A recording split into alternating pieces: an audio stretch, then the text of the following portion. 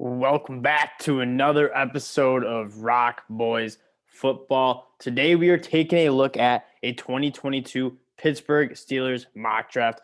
We did one a couple months ago. Obviously, free agency happened, the combine happened, prospects are moving up and down the big board, as well as we're using a different mock draft simulator. So we're going to get different combinations of players, different draft strategies, and we're going to fire this one up as we get into the mock. I appreciate you guys liking, subscribing to the channel, just showing your support. It means a lot. And if you guys do like the content and you're not already subscribed, go ahead and press that subscription button. We appreciate all the support. We love chopping it up about football with you guys in the comment section.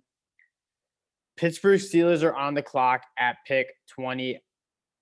You know they need work on that interior offensive line. Tyler Linderbaum, he's been there way too much. He reminds me of Creed Humphrey. I've said this on other mock draft videos. People said Creed Humphrey's not good enough to be picked that high because he plays center. Guess what? He's the best center in the class. Tyler Linderbaum's even a better prospect than Creed Humphrey. And Creed Humphrey's one of the best centers in the league right now. I think the Steelers go get Tyler Linderbaum, improve that interior offensive line, and you can get going. I mean, Tyler Linderbaum is the best prospect from the center position that we've seen. It's going to help run the ball downhill with Najee Harris. He's going to be great in pass protection. He's just overall the best player available at 20, and it's in a position of need. I love that pick. I think they should be hammering that pick if he's available. Steelers at 52. Now, at 28, I wonder what you guys think about potentially taking Malik Willis. I love Malik Willis. I think he's very well worth a pick at that number 20 spot. I know Mike Tomlin likes Malik Willis. They go get Mitch Trubisky. That kind of smells like maybe a QB2 situation. I don't think you can expect to win the AFC North with Mitch Trubisky at your quarterback spot. We'll see what they do. I think the Steelers will have to trade up for Malik Willis if they want him. Let's take a look at the guys that we got available at pick 52. Jalen Petri is probably my favorite player available. I'm very, very high on his playmaking ability. I know they got Minkah Fitzpatrick there. I'm going to take a look at their depth chart because it is ever so changing. But Jalen Petri is a guy that you can do a lot with, so I'm not too worried about picking him. Play him in the box. You can play him at that nickel spot. Shows very good ability to coverage. But the real thing I love about his game is he just has his handprints all over the football game. He's up around the line of scrimmage, up in the box, getting in the backfield, getting sacks, tackles for loss, getting his hands on the football. He's the type of guy that is going to change a football game. And if you're taking a top 50 pick on a guy, Jalen Petri could be that dude. I think he represents a lot of what the Steelers try to do on defense and create that havoc. Jalen Petri is that kind of guy. I think that's a very, very good pick for the Pittsburgh Steelers there at 52, and just a great value pick as well. All right. Excuse me.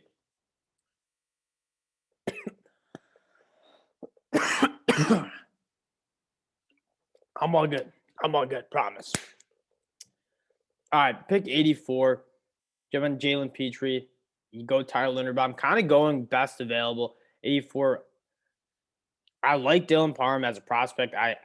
We already went towards that interior offense line. Carson Strong's available. I just think Mike Tomlin is trying to get more of a mobile quarterback. Carson Strong, kind of very similar to Ben Roethlisberger. By the end of Ben Roethlisberger's career, he was awesome for Pittsburgh. Awesome. I don't mean to say that he wasn't good for them, but he just couldn't extend plays, and I think that really hurt their team. And so I think they're not really going to lean towards another guy who struggles to extend plays. I mean, Carson Strong is just not a very good athlete. Looking at the board, let's take a look at that offensive line spot. Maybe the tackle. I know Zach Tom, Max Mitchell, guys that we like. I love Rasheed Walker. I think Rasheed Walker is going to be a solid right tackle, but I also think he can be a very good guard, and that kind of gets into that interior offensive line that you're trying to work at. I think you could take a look at cornerback too. Marcus Jones, he's more of a slot guy, kind of like what we took Jalen Petri. I think Jalen Petri would also be kind of a slot guy. I love Tariq Woolen. I think Mike Tomlin would love Tariq Woolen. I don't even think quite honestly it's that rich to go get Tariq Woolen. He's a guy, he's 6'3", he's got long arms, he runs a 4.3 40. he's just raw. He's a little stiff in the hits. He hasn't been playing the cornerback position that long. He switched over from wide receiver to cornerback. But, like, you gotta love that just raw potential that Tariq Woolen has. I think when you're picking at 84, that's the kind of player that you're gonna want to try to take a shot at. Tariq Woolen, get your hands on. I mean, he had a rep at the Senior Bowl against Velus Jones. You can look it up on YouTube, where he absolutely just sticks Velus Jones and one-on-one, and they couldn't even throw the ball. It was a one-on-one drill, no one else, and they couldn't even get the ball off because Tariq Woolen just kind of put him in the dirt. That's the kind of cornerback Tariq Woolen can be. I think he has a ceiling of being a CB1 in the NFL. I think he's going to take a little bit of development. You obviously brought in Levi Wallace, who, as a Bills fan, I think that's a great get. Levi Wallace was one of the more underappreciated guys on the Buffalo Bills. I was very, very happy to see them go and get him. Zach Tom's another guy. I think he's probably going to play. I mean, he tested well to be a tackle. He played center for a while at Wake Forest. Go back to the depth chart. Take a look at maybe some weak spots that we might want to address. I think there's a lot of work to do at that RB2 spot. I think Benny Snell and Anthony McFarland, two guys you took draft capital on and used. Benny Snell from Kentucky, McFarland from Maryland. They're not a great RB2 behind Najee Harris, but I don't really think you need to be stressing about an RB2. If you go up and get Najee Harris in the first round, like the Steelers did, he's going to be your bell cow under that rookie deal. Don't think you need to be chasing an RB2 with a fourth round pick. Although this is kind of the area that I like the running backs. Jelani Woods is a sleeper, not really a great fit for the Steelers, obviously, with Pat Freiermuth. Cam Jurgens is a guy that I haven't watched much film on him, but from what I've been reading and seeing, he's like Tyler Linderbaum knockoff. He's like a Walmart version of Tyler Linderbaum. Undersized, but very, very good athlete. Good reach blocks. Leon O'Neal, he's kind of been falling just because he hasn't tested very well, which is concerning. The 4.7 40 it's concerning. And you might kind of be getting off him a little bit. Some other positions of need are just kind of, I mean, at this point, I'm more of a fan of just taking the best guy available. Let's check that offensive line again. I know you need help there. Check the tackles first. I mean, Zach Tom, I really do like Zach Tom. I think he's a guy that, again, we get him in a lot of mocks. He's just going to be really solid. I think he's a pro-ready, first team, all ACC guy. He's a fifth-year senior at Wake Forest. Very smart kid. He was calling the protections for the Pittsburgh Steelers. I'm a huge fan of his game. I think he's a little capped athletically. Like, I don't think he's got some of the pop that some of the other tackles do, and that's probably why he's falling too early day 3. But I really like his game a lot. Let's check the interior offensive line as well while we're at it. Cam Jurgens there. Alec Lindstrom, another solid center. Nothing really that is jumping out at me.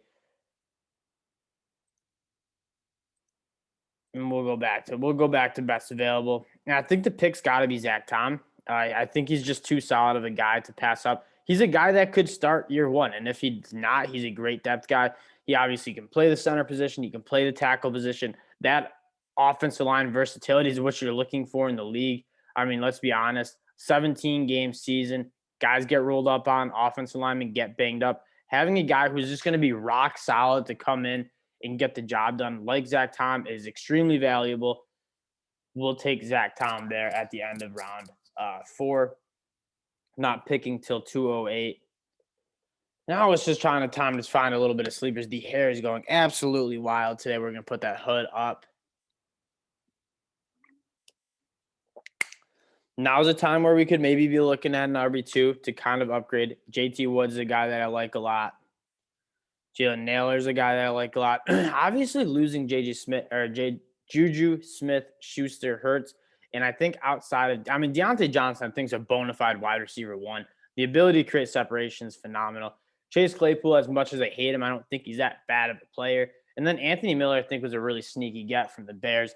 I like a lot of what Anthony Miller brings to the table. He's a high draft pick, just hasn't really found his footing.